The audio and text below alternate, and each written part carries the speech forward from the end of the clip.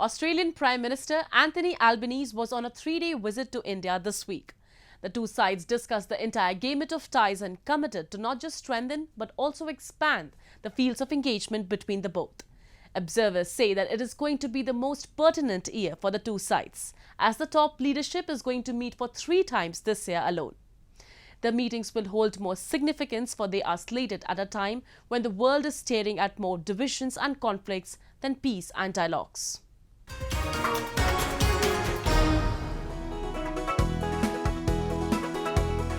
Delhi and Canberra now are part of a broader geopolitical identity, Indo-Pacific, who also contribute half the size of what has been deemed as a security grouping, Quad, have committed to further strengthening their gamut of ties.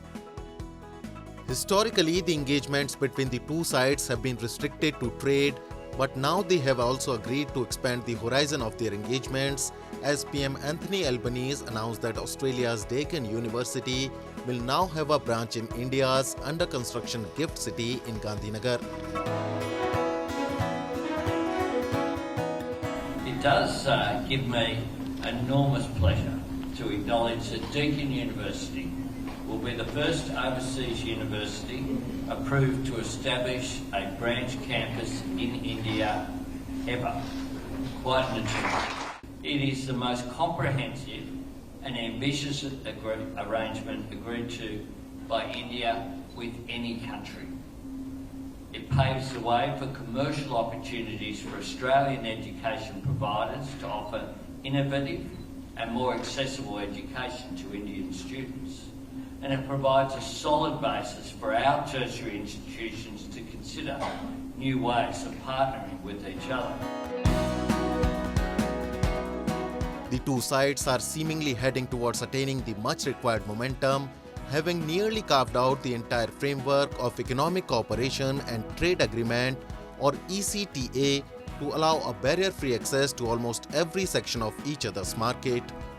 The ECTA will allow two sides to almost double the trade figures between the two sides in next 5 years. The bilateral trade between the two sides stood at $27.5 billion USD in 2021. As per different projections, with ECTA in force, there is potential for trade to reach around $50 billion USD in 5 years. Prime Minister Albanese also visited Indian aircraft carrier INS Vikrant. The two sides, he said, were committed to deepening their defence ties in Indo-Pacific and beyond. For Australia, India is a top-tier security partner. The Indian Ocean is central to both countries' security and our prosperity.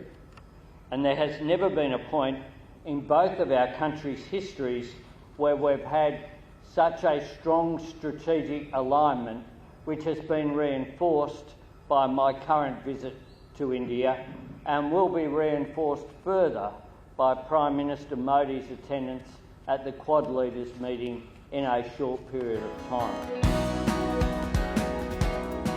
Prime Minister Narendra Modi, while highlighting the two sides' camaraderie, said that both the sides were working overtime to draft mechanisms that are both effective and productive to both the sides.